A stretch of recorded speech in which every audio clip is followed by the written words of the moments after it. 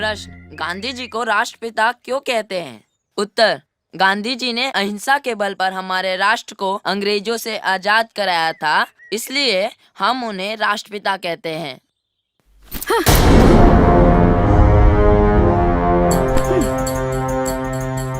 तोहरा वजह से इसे परेशानी हो रहा बा। हमरा वजह से? ऊ कैसे? तू इम्तिहान में ज्यादा नंबर ले आवेला और आखिर में हमरा के पढ़ाई करे के पड़ेला। तय में हम का करी? तू हमरा लेवल में आजा। 3rd क्लास, झगड़ा खत्म, पढ़ाई लिखाई के कोनो टेंशने नहीं खे। तू अपन गुरु मंत्र अपने पास रखा, हम तार सुनने वाला ना हई। ना सुनबा तो एजे अंडा फोड़ दे, चिड़िया उड़ा दे। अरे ई तो असली है, कहाँ से पहले बड़े? मुन्ना चौबे हमरा के देले बाड़न। देख भाई, बाबूजी के अगर पता चल गई ना तो तार हड्डी तूर दिए, लेकिन हम ना बताए। बाकी आज से सुबह लौटा दिए मुन्ना चौबे के, ठीक न भाई? ए, हमरा के भाई मत बोल। लेकिन तू बोलबा हमरा के, ये हमार विश्वास बा। अरे मारो ये ले, मार पास कर। अरे देखा दे हमरा के दे, हम अरे ले का कर रहा है? पकड़ अबे इधर पास देख विजय, बदमाशी मत कर। हम बदमाश बनी? हाँ, बदमाश बनी हम? देख, हम बाबूजी के बता दे। कहीं ना एक मारब। ये ले अरे हमको अरे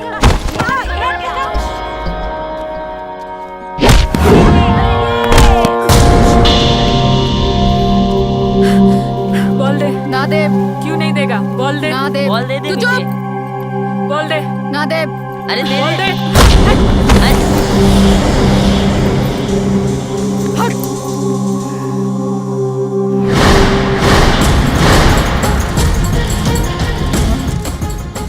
तोहरा के जिंदा ना छोड़ब।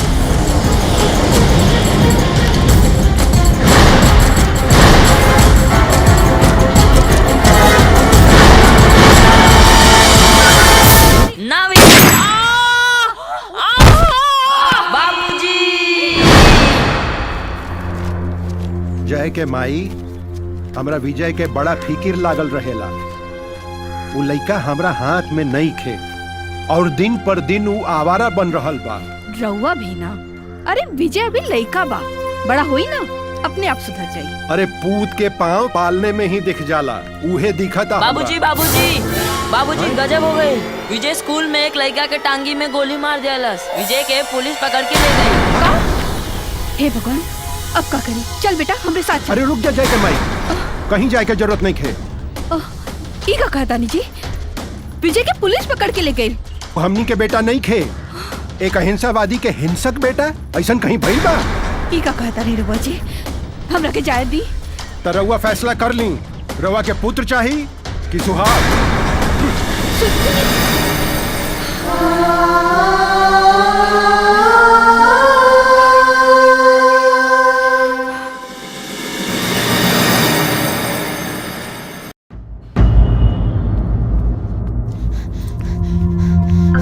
साहब, हमार नाम जय है, हम विजय के भाई बानी, हम ओकरा से मिले आयल बानी। बेटा, विजय तो यहाँ नहीं खे। हमनी ओकरा के थाना से बाल सुधार गृह ले जात रहनी की मुन्ना चौबे उ लड़का के बाप के साथ में 16 नामा लेके आ गई। केस तो खत्म हो गई, पूरा 2 लाख रुपया देलन हम। साहब, अब हमार भाई कहाँ बा? बताऊनी ना, मुन्ना चौबे ले गईलन आपन लड़का बना के।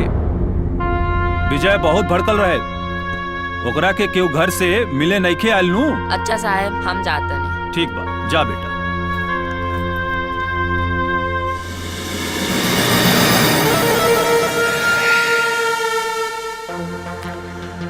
विजय बेटा, वो दिन तारा हमें एक देसी कट्टा दे ले रहनी, लेकिन आज देखा दुनिया भर के एक से एक हथियार तारा सामने मौजूद बा। हाँ? रशियन, अमेरिकन, फ्रांस, जर्मनी, हर देश के तकरीबन हथियार मौजूद बा। उठा ले, जौन मर्जी हो तो उठा ले।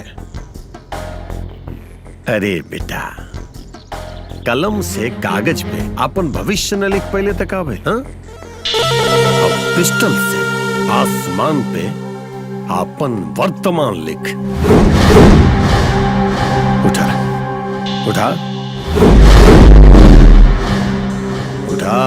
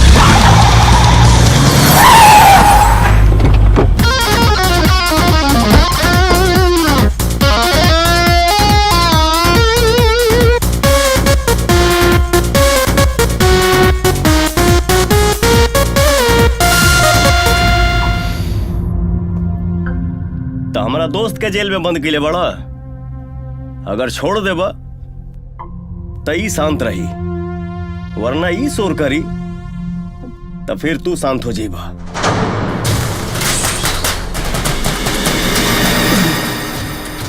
जी भैया, ना छोड़ देता नहीं हम दोनों के।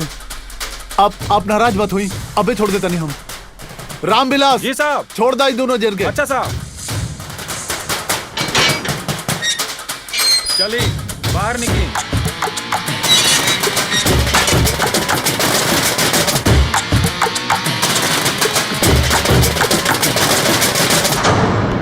धन्यवाद साहब। एक लौंडा के धमकावे से मुजरिम के ऐसे ही छोड़ दो बका? अरे ना भाई, और कोई लौंडा नहीं खे। वो मुन्ना चौबे के गोद लिहल उनकर बेटा जैसा ना, और वो बोली कम बोलेला, गोली ज्यादा मारेला।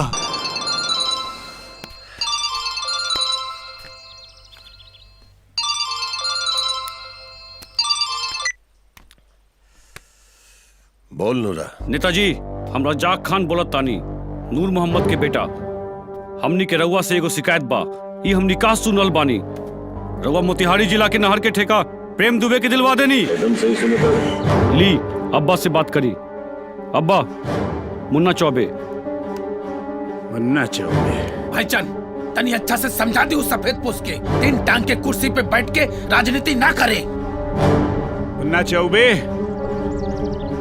तू ही ठीक ना कह रहल बाड़ा। तोहरा के मालूम बा, हम अपन 3 MLA के समर्थन दे के तोहार सरकार बनौले बानी, और जब चाहे सरकार गिरा सकेली। और हाँ, तोहार पर्सनल भी हम बहुत कुछ बिगाड़ सकेली। तोरा हमनी से दुश्मनी बहुत महंगा पड़ी मुन्ना भाई, बहुत महंगा पड़ी, बहुत महंगा पड़ी। हे नूरा, लोहा से लोहा कटल जाला, चिंगारी से चिंगारी के बुझावल न जाला। ससुरा तू हमरा धमकी देता रे? अरे कुत्ता के औलाद, चल फोन रख। बाबा प्रणाम। का बात है, कुछ परेशान लगा था नहीं? कुछ न हो, नूरा के फोन आइल रहे। ससुर ओकरा मोतिहारी के नहर वाला ठेका न मिलले से भड़कत रहे हमरा पे। तो आप कहीं तयाजे ठोक दे। अरे ना ना ना पागल, एकरे में कोनो जरूरत नहीं के। एक काम कर बेटा, तू राधा बिटिया कॉलेज जाती है, तनी ओकरा साथे चल जाओ। ऐसे कि रास्ता में वो नूरा के एरिया पड़ेला। हाउ ससुरा बहुत बिजदर सांप बा, फुंकारी आगे से आ काटी ससुरा पिछाड़ी से। रउआ फिक्र ना करी बाबा, ऐसा ऐसा सांपन के दांत हम बचपन से तुड़त आ रहल बानी। मालूम बा हमरा, अच्छी तरह से मालूम बा कि तू अंडा फोड़े में और चिड़ै के उड़ावे में बहुत एक्सपर्ट बाड़े। जो जो तनी जाके तनी देख के तैयार भइल की ना। जो जी खुश रह। ला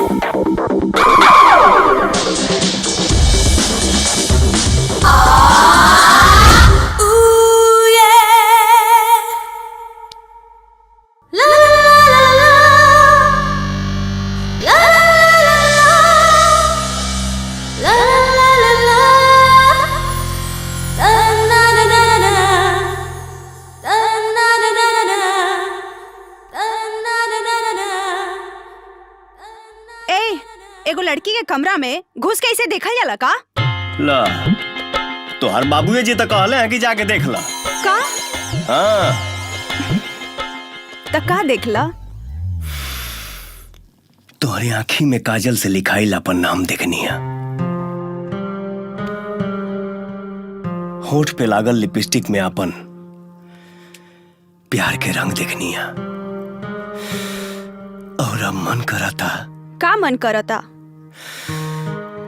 मन करा था कि बोलत काहे ने खा, का मन करता?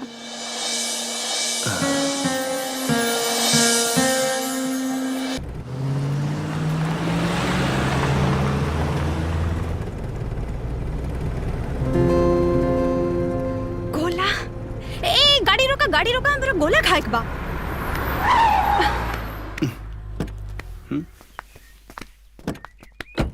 राधिका सुना, हे राधिका, एजा गोला खाइल ठीक नहीं खे, नूरा खान के इलाका है। वो सब कुछ भी ओके, हमरा तो गोला ही जा खाए के बा। फटाफट एक गोला बनावा। हाँ हाँ मैडम बनाओ तनी।